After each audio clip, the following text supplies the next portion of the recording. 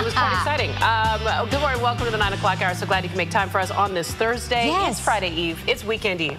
Let's be honest. We're close. And this is getting down to the wire. In December, when you're heading into a weekend, you've got the shopping, you've got the decorating. I'm getting a tree this weekend.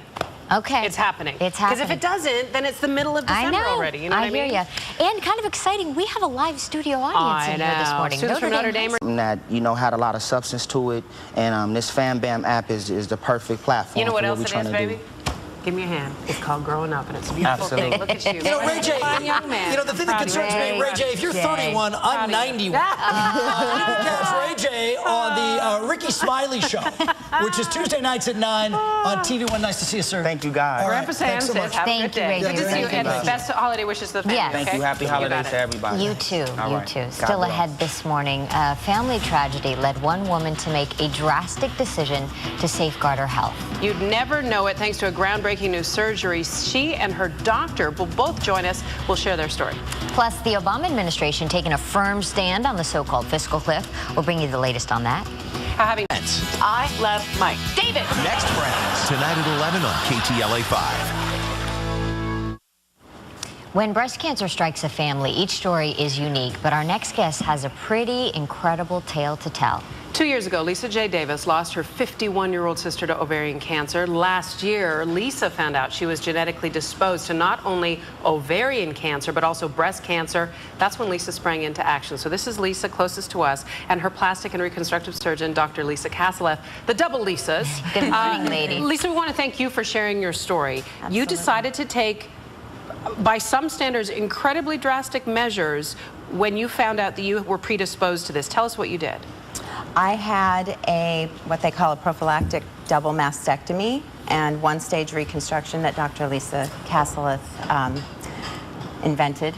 So let's talk about the first part. You had a double mastectomy. Yep. Even though you didn't have cancer. Right. What made you do that? Well, okay, so I have to backtrack a bit. You did talk about my sister had died. She passed away from ovarian cancer, and she had a 7-year battle. And it was grueling, and it deteriorated her body, and I watched it firsthand. So before I ever even knew I had the gene, I didn't know that breast and ovarian cancer were linked. But I remember saying back then to a friend, if I could get everything gutted right now, you know, all my reproductive organs, I would do it to not have to ever go through that. And then I found out I had it, so when they, you know, advised me, I was like, okay, get it out. So, Dr. Cassileth, I want to ask you, for other people that know that that risk runs in their family, before you even have it, to go ahead and kind of remove your breasts and ovaries, is that something that you would recommend? Is that something that's a little premature to do? Right, so if you have a history, your personal history, or you have a sister, a mother, a grandmother, an aunt that has had breast cancer or ovarian cancer, what we recommend now is to get yourself tested, because many of these women carry a gene that predisposes them to having cancer.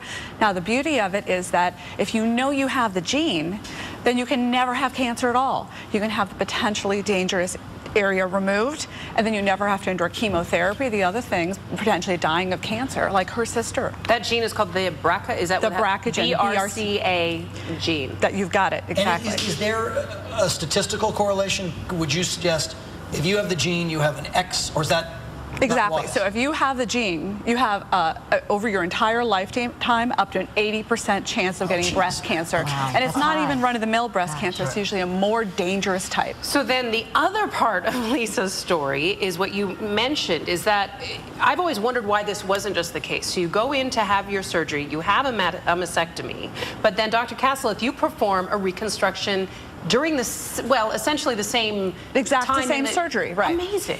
Yeah. So what's standardly been done is that, you know, doctors make a big cut across the chest, and so, you know, the effects can be pretty deforming. Sure.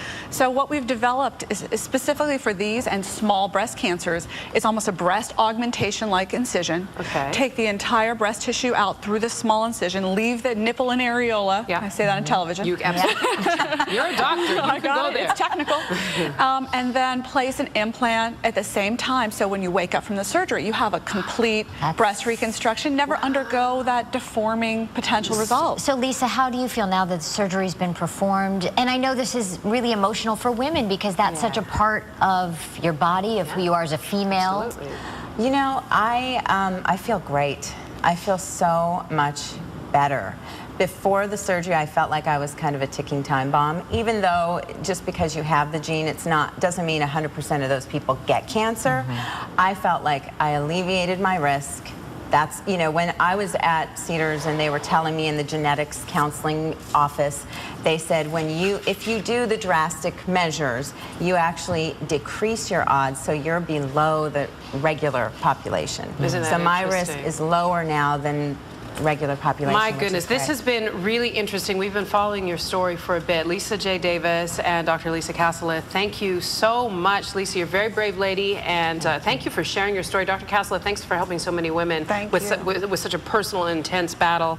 For more information on reconstruction surgery and gene mutations specifically as well, because we want you to be informed about that, visit drcassileth.com or lisajdavis.com. It is J-E-Y Davis.com. We posted all this information on our website, don't you worry. Lisa and Lisa. Thank you, ladies. Really a pleasure. Thank you so much. We're going to take a short break. Still ahead, will the nation go off that fiscal cliff? What will it mean to you? LA Times business columnist David Lazarus weighs in on all that next. And why Californians are headed to gun stores in increasing numbers. Details on the record sales ahead. Plus, we have some great gifts that give back. Love this idea.